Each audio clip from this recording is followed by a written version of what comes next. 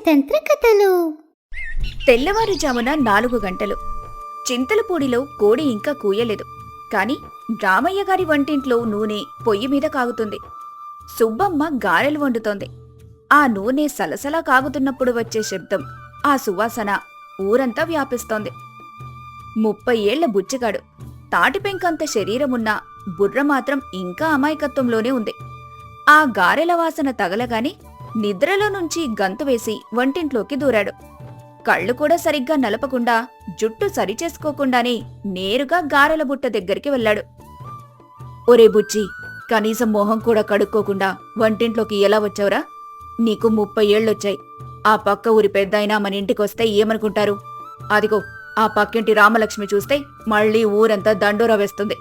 ఆ అబ్బాయికి కనీసం ఆచారం వ్యవహారం లేదని మొత్తుకుంటుంది. వెళ్లి తలస్నానం చేసిరాపో.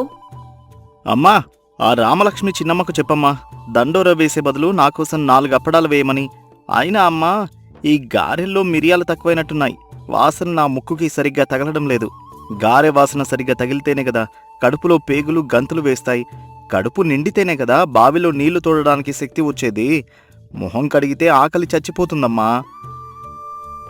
ఏంటే సుబ్బమ్మో, నీ కొడుకు ఇంకా బుద్ధి రాలేదా? వయసు పెరిగింది కానీ వాడికి తిండి మీదున్న యావ తగ్గలేదు. మొన్న మా పెరట్లో పెట్టిన వడియాలన్నీ కాకులెత్తుకుపోతుంటే చూస్తూ కూర్చున్నాడట. ఎందుకని అడిగితే, ఆ కాకులకి కూడా పండుగ చేసుకోవాలని ఉంటుంది కదా చిన్నమ్మ అంటున్నాడు. అసలు వీడికి పెళ్ళెలా అవుతుందో ఏంటో. ఈ తింగర్ వేషాలు చూసి ఏ పిల్లనిస్తారు? ఏం చేస్తాం వదినా, వీడికి లోకజ్ఞానం తక్కువ. ఒరే బుచ్చి, వెళ్ళి ఆ బావి దగ్గర చేదతో నీళ్లు తోడుకోపో. స్నానం చేద్దువుగాని, అప్పుడే నీ గారెలిస్తాను. నీళ్లు తోడితే నా ఒంట్లో ఉన్న శక్తి అంతా పోతుందమ్మా. అప్పుడు నేను గారెలు తినలేను. దానికంటే నేను ఆ చేదలో పెరుగు వేసుకుని తాగేస్తాను. అప్పుడు శక్తి వస్తుంది. అప్పుడు కావాలంటే బావినే తోడేస్తాను. ఒక్క నీటి చుక్క కూడా లేకుండా చేస్తాను. బుచ్చిగాడు గారెలు పట్టుకొని బయటికి వెళ్ళగాని సుబ్బమ్మ కళ్ళనీళ్లు పెట్టుకుంది. రామలక్ష్మి ఆమెను ఓదారుస్తోంది. చూసావా వదినా, వీడు మనిషి ఎదిగాడు కాని బుర్ర మాత్రం ఎదగలేదు. వీడికి తిండి మీదున్న ధ్యాస దేని మీద లేదు. రేపొద్దున మా కాలం అయిపోయాక వీణ్ణి ఎవరు కనిపెట్టుకుంటారు? మా ప్రాణాలు పోయాక ఎవరో ఒకరు అన్నం పెడితేనే కదా వీడు బతికేది. వీడికి పిల్లనెవరిస్తారు? ఏ తల్లి తన కూతుర్ని ఈ తిండిబోతుకిచ్చి పెళ్లి చేస్తుంది? నిజమే సుబ్బమ్మ, ఈ తింగరి వెదవకి తలబిరుసు పిల్ల వస్తే ఆకలితో మార్చేస్తుంది. అదే నోరున్న పిల్ల వస్తే వీడిని ఆడిస్తుంది. అసలు వీడికి పెళ్ళవుతుందన్న నమ్మకం నాకైతే లేదు. అయినా రామయ్య గారు ఏదో ఒకటి ఆలోచించకపోర్లే. సుబ్బమ్మ బాధలో అర్థం ఉంది. వీడిని ఇలాగే వదిలేస్తే ఊర్లో అందరూ గేలి చేస్తారు. వీడి తిండికి తింగరితనానికి ఒక అడ్డుకట్ట వేయాల్సిందే. మనిషికి బాధ్యత తెలియాలంటే బంధం పడాలి. రేపు సిద్ధాంతి గారిని పిలిచి ముహూర్తం పెట్టించాల్సిందే. వీడి తిండి పిచ్చిని వదిలించే మునగాడెవరో ఒకరు రాకమానరు. మరుసటి రోజు ఉదయం రామయ్య ఆవేదనతో సిద్ధాంతి గారిని ఇంటికి పిలిపించారు. ఇంటి అరుగు మీద సిద్ధాంతి గారు పంచాంగం విప్పి కూర్చున్నారు. సుబ్బమ్మ కాఫీ కప్పు పట్టుకొని దిగులుగా నిలబడింది. సిద్ధాంతి గారు, వీడు ఇవాళ గారెల కోసం వంటింట్లో దూరాడు. రేపు పొలంలో విత్తనాలు తిన్నా ఆశ్చర్యం లేదు. వీడికొక దారి చూపండి. పెళ్లి చేస్తే ఏమైనా బాధ్యత వస్తుందా? లోకంలో ఇలాంటి వాడికి పిల్ల దొరుకుతుందా? రామయ్య, జాతకం ప్రకారం వీడికి పెళ్లి యోగం ఉంది. వీడికి పెళ్లి సంబంధం ఒకటి చూశాను. అమ్మాయి పేరు లక్ష్మి. చాలా గయ్యాలని పేరు. అంటే గయ్యాలంటే చెడ్డదని కాదు, చాలా నిక్కచ్చిగా మాట్లాడే పిల్ల. మన బుచ్చిగాడి లాంటి వాళ్ళకి అలాంటి పిల్ల అయితేనే సెట్ అవుతుంది. ఆమె దెబ్బకి వీడి తిండి పిచ్చి వదిలిపోతుంది. ఆ గరిట తిప్పే లక్ష్మి వస్తేనే ఈ బుచ్చిగాడు దారిలోకి వస్తాడు. అయ్యో సిద్ధాంతి గారు, నా కొడుకు అమాయకుడండి. ఆ పిల్ల వస్తే వాణ్ణి అన్నం పెట్టకుండా తిడుతుందేమో. అసలే ఆకలంటే వాడికి ప్రాణం పోతుంది. మావాడు ఒక్క పూట తినకపోయినా తట్టుకోలేడు. సిద్ధాంతి గారు, ఆ అమ్మాయి గయ్యాలైనా పర్వాలేదు కానీ గరిట తిప్పడం వచ్చా? గరిటెతో నన్ను కొట్టినా పర్వాలేదు కానీ ఆ గరిటెతో వడ్డించేటప్పుడు ముక్కలు ఎక్కువ వేయాలి. ఆమె గయ్యాలైతే ఏంటి స్వామి, కూర బాగుంటే నేను గప్చుప్గా తింటాను. ఆమె తిడితే తిట్టింది, పప్పులో తాలింపు బాగుంటే చాలు. చూడు రామయ్య, ఈడి మాటలు వింటే నాకే ఆకలి వేస్తోంది. రేపు పొద్దున్నే మీ ఇద్దరూ సుబ్బమ్మ కూడా కలిసి మారేడుపల్లి సోమయ్య గారింటికి బయలుదేరండి. పెళ్లి చూపులు అక్కడే. లక్ష్మి నిన్ను చూస్తే నీ తిండి యావై ఎంత తగ్గుతుందో రేపే తెలుస్తుంది. మారేడుపల్లిలో సోమయ్య భార్య సీతమ్మ కూతురు లక్ష్మి పెళ్లి చూపులకు ఏర్పాటు చేస్తున్నారు. లక్ష్మి అన్నీ గమనిస్తోంది. ఆమెకు ముందే తెలుసు బుచ్చగాడి గురించి. లక్ష్మి, ఆ అబ్బాయి చాలా ఆస్తిపరుడట, కాని కొంచెం తిండి మీద ధ్యాస ఎక్కువని విన్నాను. నువ్వు కొంచెం జాగ్రత్తగా ఉండు. పిల్లనిస్తే మనల్ని ఊర్లో ఏమంటారు అని భయంగా ఉంది. అమ్మా, తిండిపోతైతే వంట చేసి పెడతాను కాని తింగరి పనులు చేస్తే మాత్రం నా దగ్గర సాగదు. గరిటె తిప్పడం నాకు తెలుసు, మనుషులను తిప్పడము నాకు తెలుసు. ముందు ఆయన్ని రానివ్వండి. ఆయన కడుపు నిండా మాటలు పెడతానో లేక కూర పెడతానో చూద్దాం. బుచ్చిగాడి కుటుంబం అక్కడికి చేరుకుంది. అందరూ కూర్చున్న తరుణంలో బుచ్చిగాడు లక్ష్మిని చూడటం మానేసి గదిమూలల్లో చూస్తున్నాడు. అతనికి ఎక్కడో ఏదో సువాసన తగులుతోంది. మామగారు, మీ ఇంట్లో ఈ గోడలు ఇంత తెల్లగా ఉన్నాయేంటి? వీటి మీద సున్నం బదులు పిండి కలిపి పూస్తే ఆకలి వేసినప్పుడు గోడలు నాక్కోవచ్చు కదా. పిండి వృధా అవ్వదు కదా. ఇలాంటి ఐడియాలు నాకు చాలా వస్తాయి. సుబ్బమ్మగారు, మీ అబ్బాయి ఏంటి ఇలా మాట్లాడుతున్నారు? గోడలు నాకుతారేంటి? మా అమ్మాయిని చూస్తారనుకుంటే గోడలు చూస్తున్నారేంటి? అదేం లేదండి సీతమ్మగారు, వీడికి పొదుపెక్కువండి. పిండి వృధా అవ్వకూడదని వీడి తాపత్రయం, అంతకంటే ఏమీ లేదు. వాడు చాలా మంచివాడండి. కాఫీ తీసుకోండి. చక్కెర సరిపోయిందా? లేకపోతే బెల్లం గడ్డ తెమ్మంటారా? లేదంటే గోడ మీద సున్నం కొంచెం వేయమంటారా? చక్కెర మాట దేవుడు ఎరుగు. ఈ గ్లాసు ఇంత చిన్నగా ఉందేంటి? దీనిలో మా ఊరి పిల్లి కూడా సరిగ్గా నీళ్లు తాగదు. అమ్మాయి గారు, మీకు అన్నం వండడం వచ్చా లేక ఉట్టి కాఫీలేనా? పప్పులో తాలింపు వేయడం వచ్చా? అసలు మీరు పులిహోరలో పల్లీలు ఎక్కువ వేస్తారా తక్కువ వేస్తారా? నాకు వండటం వచ్చు, వడ్డించటం వచ్చు. ఎక్కువ తినే వాళ్ల నోరు మోయడం కూడా వచ్చు. రేపు మీరు మా ఇంటికొస్తే తెలుస్తుంది నా వంట మహిమ. వంకాయ కూరలో ఉప్పెంత వేయాలో, తిండిపోతులకు మాటలు ఎలా చెప్పాలో నాకు బాగా తెలుసు. పెళ్లి రోజు రానే వచ్చింది. పందిరిలో సుబ్బమ్మ సీతమ్మల మధ్య చిన్నపాటి మాటల యుద్ధం నడుస్తోంది. ముహూర్తం సమయం దగ్గర పడుతోంది. ఏవండి సుబ్బమ్మ గారు, మీ అబ్బాయి పెళ్లి పీటల మీద కూర్చొని జేబులో నుండి అటుకులు తీస్తుంటున్నాడు చూడండి. అందరూ నవ్వుకుంటున్నారు.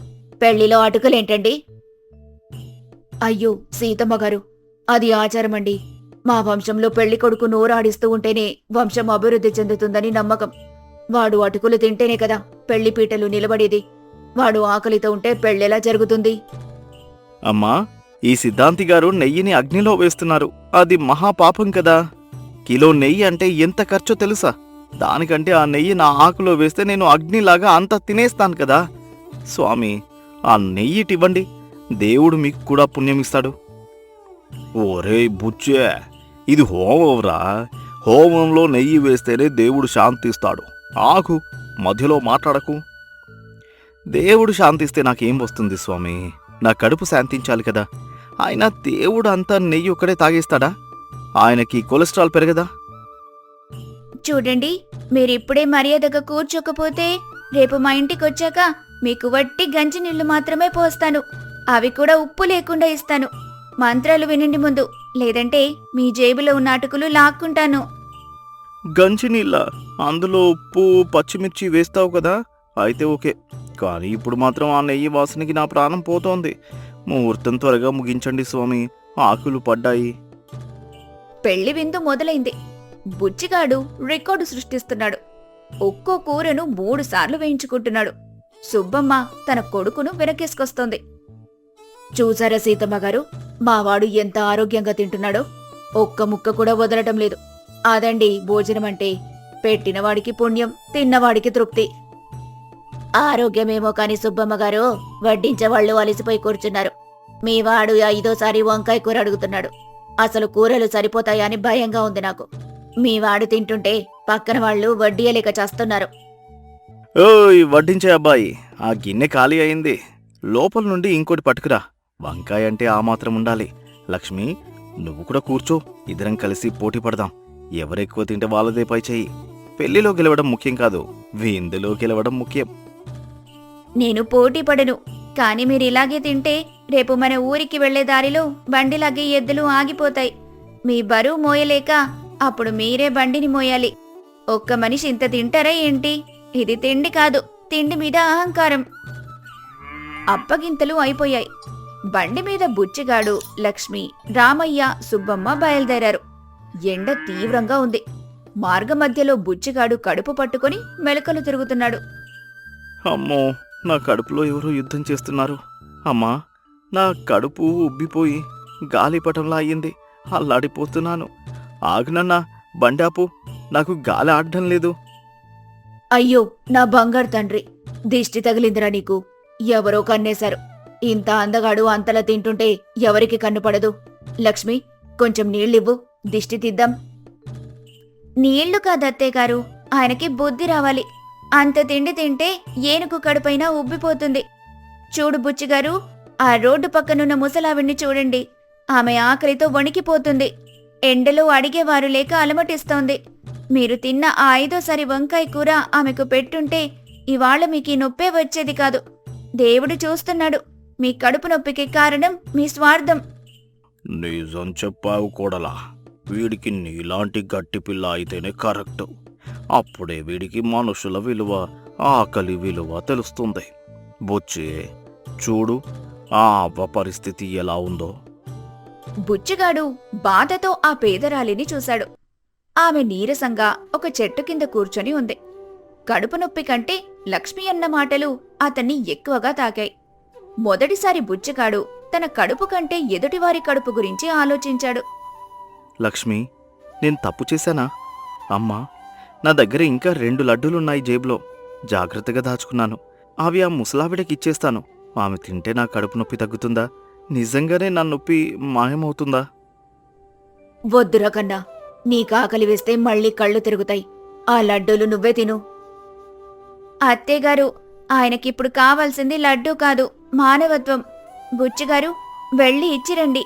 అప్పుడే మీ కడుపు శాంతిస్తుంది. ఎదుటివారి ఆకలి తీర్చినప్పుడు వచ్చే ఆనందం మీ కడుపు నొప్పిని హరిస్తుంది. బుచ్చిగాడు కష్టం మీద లేచి వెళ్ళి ఆ లడ్డూలిచ్చాడు. ఆ ముసలావిడ, చల్లగా ఉండు నాయనా, నీ కడుపు నిండా పుణ్యం రావాలి అని దీవించినప్పుడు బుచ్చిగాడికి వింతైన తృప్తి కలిగింది. ఆశ్చర్యకరంగా అతని కడుపు నొప్పి కూడా నెమ్మదిగా తగ్గటం మొదలైంది. లక్ష్మి, చిత్రంగా ఉంది. లడ్డూ నేను తింటే వచ్చే తృప్తి కంటే ఆమె తింటే వచ్చే తృప్తి ఎక్కువగా ఉంది. నా నొప్పి కూడా మాయమైంది. ఇక నుండి నేను తిండిపోతు బుచ్చిగాడిని కాదు, తిండి పెట్టే బుచ్చిగాడిని అవుతాను. లక్ష్మి, నాకు వంట నేర్పిస్తావు కదా? అందరికీ అన్నం పెట్టాలి నేను. నా కొడుకు మారిపోయాడు రామయ్య గారు. కోడలు బంగారమండి. మా ఇంటి మహాలక్ష్మి వచ్చేసింది. అవును సుబ్బమ్మ, మనిషికి తిండి ఎంత అవసరమో దానగుణం కూడా అంతే అవసరం.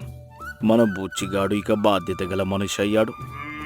బుచ్చిగాడు మరియు లక్ష్మి చింతలపూడి వెళ్ళాక ప్రతి ఏటా ఎండాకాలంలో బాటసారుల కోసం మజ్జిగ, అన్నదానం చేయటం మొదలుపెట్టారు.